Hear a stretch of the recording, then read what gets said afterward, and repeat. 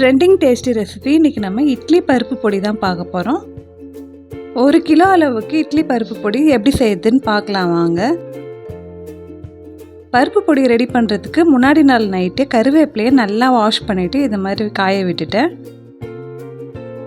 அப்போ தான் நம்ம ஃப்ரை பண்ணி அரைக்க சொல்ல அவ்வளோ நல்லா இருக்கும், மொறுமொறுன்னு இருக்கும். வாங்க இட்லி பருப்பு பொடி செய்ய ஸ்டார்ட் பண்ணிடலாம்.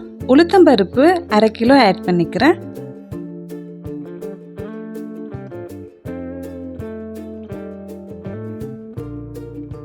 ரொம்ப ஹை ஃப்ளேமில் வைக்காமல் மீடியம் ஃப்ளேம்லேயே வச்சுட்டு வறுத்து விட்டுடலாம். பருப்பு எல்லாத்தையும் தனித்தனியாக தான் வறுக்கணும். ஏன்னா ஒரு பருப்பு சீக்கிரமாக வறுபட்டுரும், ஒரு பருப்பு கொஞ்சம் லேட் ஆகும். அதனால் தனித்தனியாகவே வறுத்துக்கலாம்.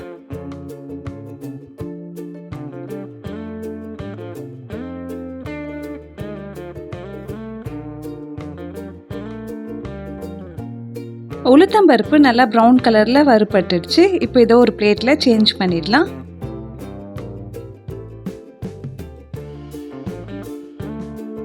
உளுத்தம்பருப்பு 1/2 கிலோன்றதால நான் பாதி பாதியாக வறுத்துக்கிறேன். இந்த மீதி இருக்கிற உளுத்தம்பருப்பையும் வறுத்துடலாம்.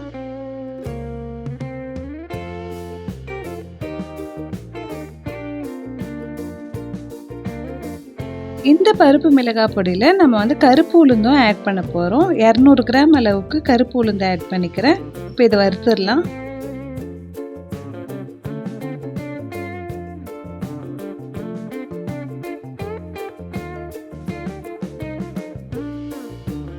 எல்லா பருப்பையுமே நம்ம மீடியம் ஃப்ளேம்லேயே வச்சுட்டு பொறுமையாக வறுத்துடலாம்.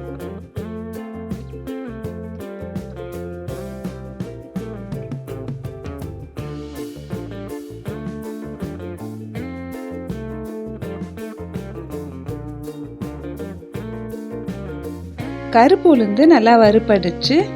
இப்போ இதையும் பிளேட்டில் சேஞ்ச் பண்ணிடுறேன். இதை ஆற விட்டுடலாம்.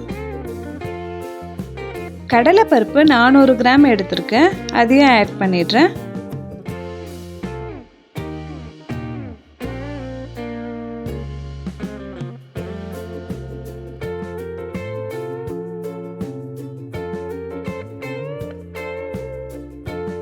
உளுத்தம்பருப்பு சீக்கிரமாக வறுபட்டுரும், கடலைப்பருப்பு கொஞ்சம் லேட் ஆகும். அதனால தான் தனித்தனியாக வறுக்கிறோம். இப்போ இது ரெடி ஆகிடுச்சு. பிளேட்டில் சேஞ்ச் பண்ணிடலாம்.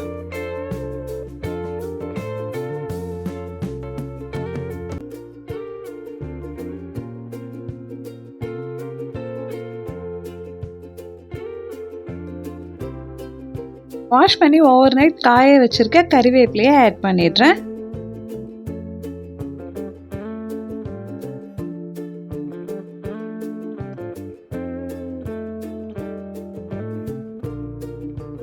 இப்போ இது நல்லா வதக்கி விட்டுடுறேன்.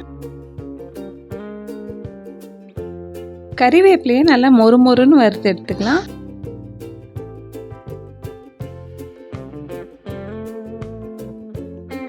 கறிவேப்பிலை இப்போ நல்லா தூள் தூளாக போயிடுச்சு பாருங்க, ரெடி ஆயிடுச்சு. இதையும் பிளேட்டில் சேஞ்ச் பண்ணிடுறேன். 1 கிலோ பருப்பு பொடி செய்யறதுக்கு நான் 80 காய்ந்த மிளகாய் எடுத்திருக்கேன். காம்புலாம் நீக்கிட்டு வெறும் காய்ந்த மிளகாயை மட்டும் ஆட் பண்ணிட்டு வதக்கி விட்டுடலாம்.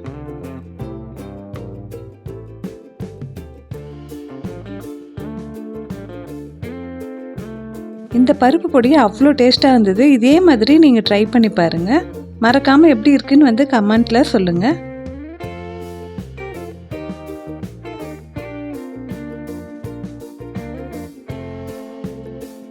மிளகாய் ரெடி ஆயிடுச்சு. இப்போ இது எல்லாத்தையும் ஆற விட்டுடலாம். நல்லா ஆறுனதுக்கப்புறம் அரைச்சிங்கன்னா ரொம்ப நாள் கெட்டு போகாமல் இருக்கும். இந்த பருப்பு பொடியை மிஷினில் தான் கொடுத்து அரைக்க போகிறேன். இப்போ எல்லாத்தையும் இதில் கலந்துடலாம்.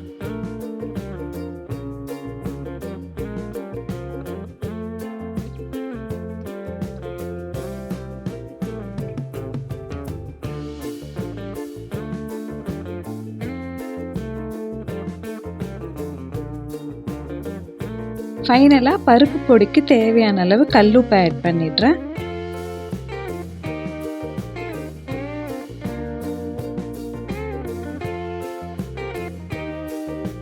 பருப்பு பொடியை அரைச்சி எடுத்து வந்தாச்சு. இட்லி மிளகாய் பொடி இதே மெத்தடில் நீங்களும் ட்ரை பண்ணுங்கள். இன்னும் நிறைய வீடியோஸ் வந்துட்டுருக்கு, மறக்காமல் செக் பண்ணி பாருங்கள். Thank you friends.